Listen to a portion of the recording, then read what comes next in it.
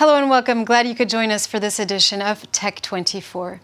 In the show this week, we take a look at the sector of Agritech, or how the farming industry is embracing technology in a big way. Robots are being developed to assist farmers during harvest season, but also to protect the environment and reduce the use of pesticides.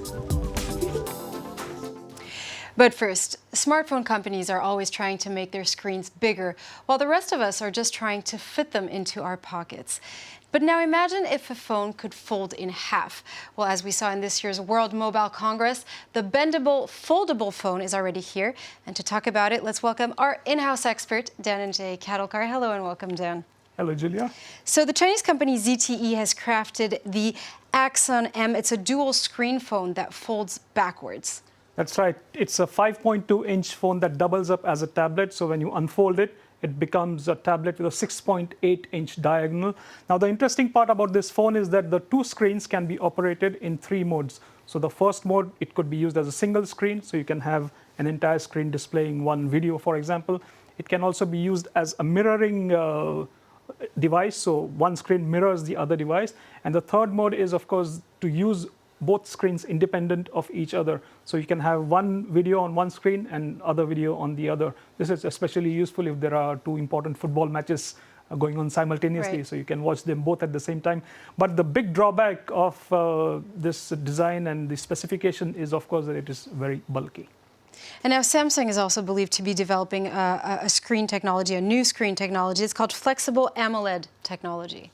That's right. Samsung is reportedly developing this foldable screen phone, which is expected to hit the market next year. It's a 7.3-inch foldable phone, which folds inwards. So that's something that the mobile technology world is looking forward to, because, as you mentioned earlier, the foldable screen technology could herald a new way for the phones of the future. And more importantly, at the CES in 2018, LG also displayed a rollable TV screen. So it was an ultra high definition 4K quality screen, which was showcased at the CES. And LG has a long history of experimenting with foldable screens, so not foldable necessarily, but bendable flexible screens, because it was in 2014 that they had showcased their phone, the LG Flex, which also has a curved screen. Right, and wearables are also going to be affected by this flexible technology. Thank you, Dan.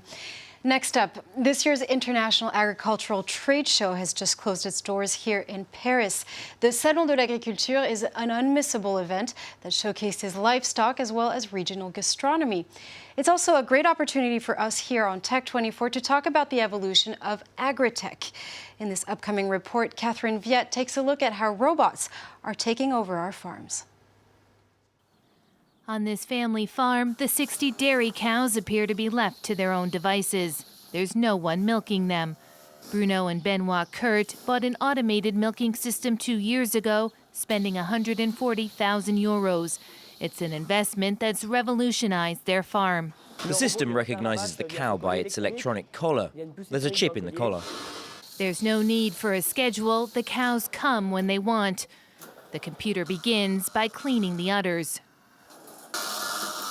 The automated system will milk the cows as many times as they want to go. It's more natural, in fact, because it's like when the calf comes to suckle from its mother, who then releases the milk. The results have been better than they hoped for. On average, each cow has increased its milk production from 6,000 liters a year to 7,000 liters. On his computer, Benoit can monitor the health of each cow, reviewing nutrition, temperature, milk quality.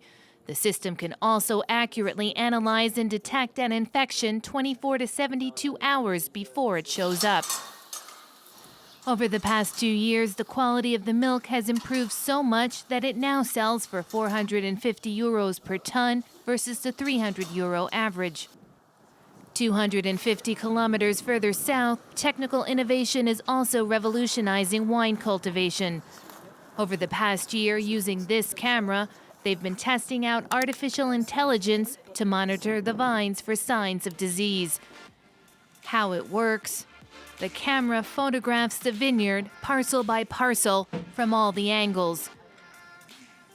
The images are then sent here to this business, The software is capable of detecting symptoms of disease. The leaf have symptoms of a fungus. And here, the image analyzed by the artificial intelligence does a good job of detecting the diseased leaf. Thanks to the images analyzed by the artificial intelligence program, they can note with precision the sections that have diseased vines. For the wine grower, such information is invaluable. These tools give us a head start, sometimes a year, months, days, or even hours, and that means we can act faster and avoid problems. It's important to always be thinking in terms of prevention. While the technology is still a work in progress, many see artificial intelligence playing a big role in the sector. These days, it's almost impossible to talk about the future of an industry without mentioning how blockchain will disrupt it. Dan, a company in China is turning to this very secure technology to monitor chickens. Why is that?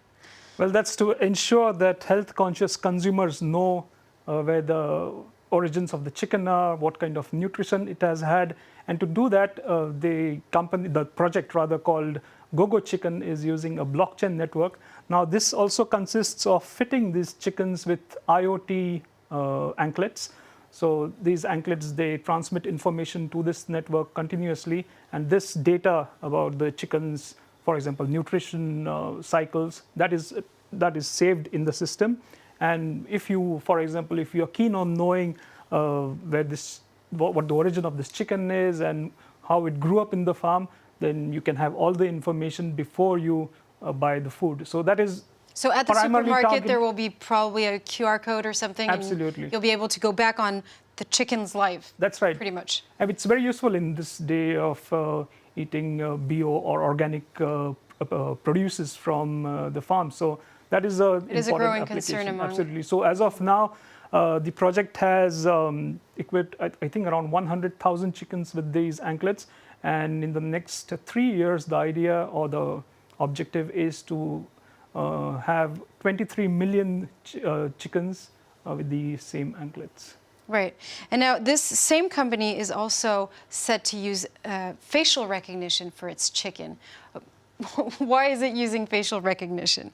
Well, the idea is that you can buy a baby chicken and say if you want to trace it, and of course, if you come back to the farm after, say, a few months, you won't be able to identify which chicken you bought. So that's where the facial recognition technology comes in. And through this facial recognition technology, you can pinpoint the chicken which you bought. Of course, it's not been implemented now. It's something in the future. Right. It's hard to grasp how facial recognition can work on chickens. Thank you so much, Dan and Jay. We're going to move on now to Test 24.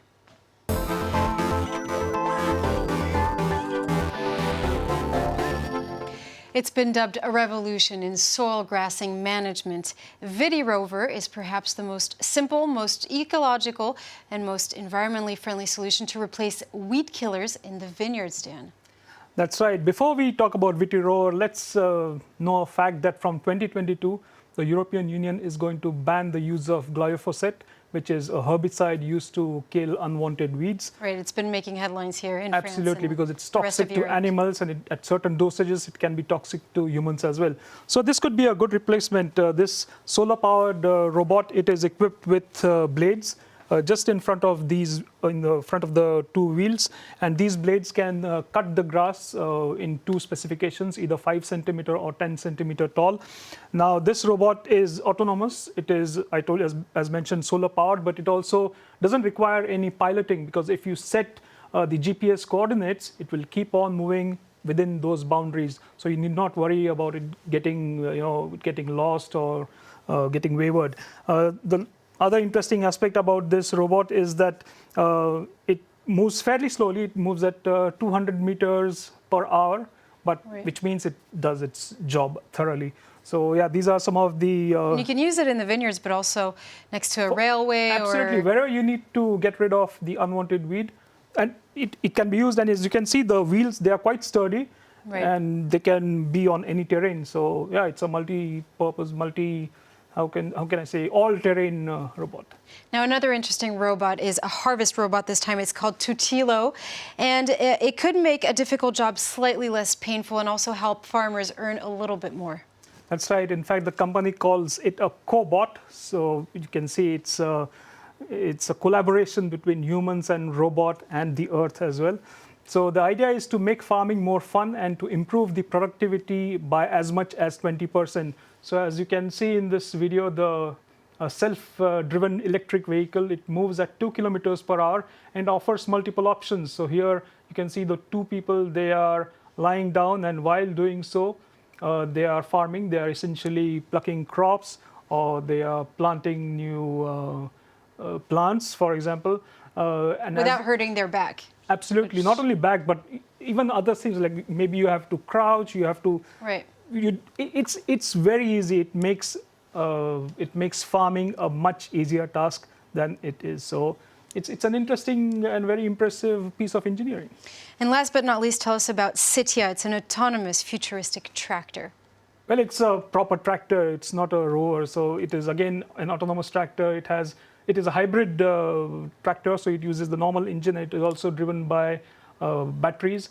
It also has GPS coordinates, so once the coordinates are set, it can move around on its own. It also does multiple functions like tilling, and it also has many sensors, so it gives you an idea of humidity, temperature, etc. It also has lasers and 3D cameras, so that's what helps it guide properly along that path.